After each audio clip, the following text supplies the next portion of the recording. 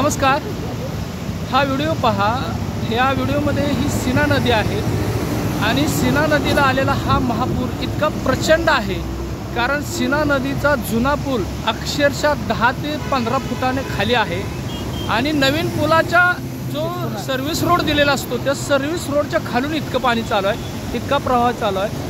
हे तरट गाव आहे, हे हॉटेल वगैरे इकडल्या बाजूला पूर्णतः गाव पाण्यात गेलेलं आहे आणि हा सोलापूर मंगळवेढा जो हायवे आहे तो सध्या खूप धोकादायक स्थितीत आहे कारण पुराचं पाणी पुलाला टेकलेलं आहे, अशी परिस्थिती आहे। सीना नदीचा आलेला हा जो प्रकोप आहे, हा जो महापूर आहे इतका प्रचंड आहे, इतका नुकसानकारक आहे की भयावह स्थिती आहे आणि इतकी भयानक परिस्थिती भूतोन भविष्य निर्माण झालेली आहे। शेतकऱ्यांचं नुकसान झालेलं आहे, त्यांची सुरक्षिततेचा प्रश्न निर्माण झालेला आहे, लोकांना प्रश्न पडलेले आहेत आणि इतका प्रचंड पाऊस कसा पडू शकतो असाही प्रश्न या ठिकाणी निर्माण झालेला आहे। इतका प्रचंड पूर सीना नदीला येऊ शकते याची कल्पनाही कधी कोणी केलेली नव्हती। इतकी भयानक परिस्थिती निर्माण झालेली आहे। अशा परिस्थितीत शासन स्तरावर अत्यंत जलद गतीनं कारवाई करणं गरजेचं आहे, लोकांना सुरक्षिततेची हमी देणं गरजेचं आहे।